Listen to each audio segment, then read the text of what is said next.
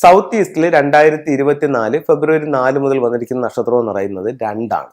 അപ്പോൾ രണ്ട് കഴിഞ്ഞ വർഷങ്ങളിലെല്ലാം നമ്മൾ ഒത്തിരി രോഗങ്ങൾ ഉണ്ടാക്കുന്ന ഒരു സ്റ്റാർ അല്ലെങ്കിൽ ഹെൽത്ത് പ്രോബ്ലം ഉണ്ടാക്കുന്ന ഒരു സ്റ്റാറായിട്ടാണ് നമ്മൾ രണ്ടിനെ പരിഗണിച്ചു പോയിക്കൊണ്ടിരുന്നത്.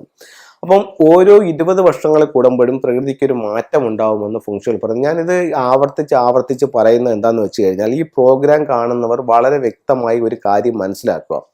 നമുക്ക് ഇത്തരത്തിലുള്ള ഒരു ഫെങ്ഷി എന്ന് പറയുന്ന ഒരു ശാസ്ത്രമുണ്ടെന്നും അതിൽ ഇത്തരത്തിൽ ചില കാര്യങ്ങൾ അവർ സൂചിപ്പിക്കുന്നുണ്ടെന്നും അത് യഥാസ്ഥിതി കൃത്യമായിട്ടും അതാത് സ്ഥലങ്ങളിൽ വർക്കാവുമെന്നും നിങ്ങൾ മനസ്സിലാക്കുക.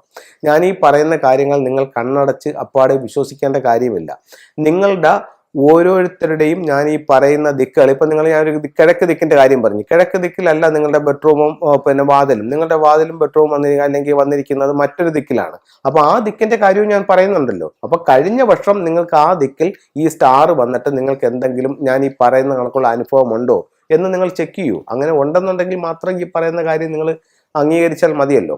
അപ്പോൾ ഫെങ്ഷു പ്രകാരം ലോകത്തെല്ലായിടത്തും ഈ സ്റ്റാർ ഇതുപോലെ വരികയും അത് അവിടെ വർക്ക് ചെയ്യുകയും ചെയ്യും. അതിൻ്റെ ബേസിലാണ് ഞാനിത് പറയുന്നത്. അപ്പോൾ തെക്ക് കിഴക്ക് ഭാഗത്ത് 2 എന്ന് പറയുന്ന നക്ഷത്രം വന്നിട്ടുണ്ട്.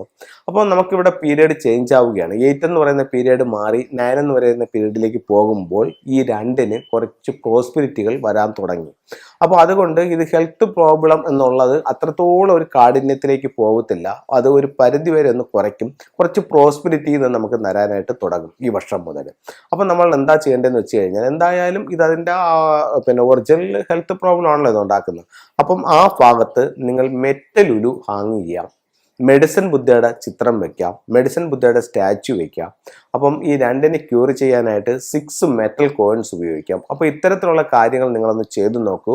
നിങ്ങൾക്ക് ആ ഹെൽത്ത് പ്രോബ്ലം ഒന്ന് ഒഴിയുകയും ഒത്തിരി പ്രോസ്പെരിറ്റി നിങ്ങളിലേക്ക് കൊണ്ടുവരാനും ഈ തെക്ക് കിഴക്ക് ദിക്ക് നിങ്ങളെ സഹായിക്കും. അപ്പോൾ ഇവിടെ നമുക്ക് എൻട്രൻസ് വന്നാലും ബെഡ്റൂം വന്നാലും ഈ ഫലങ്ങളാണ് വരുന്നത്. അപ്പോൾ നിങ്ങൾ ഇത് ഏതായാലും നിങ്ങൾ ഈ പറയുന്ന റെമഡികൾ നിങ്ങൾക്ക് ആ ഭാഗത്ത് ചെയ്യാവുന്നതാണ്.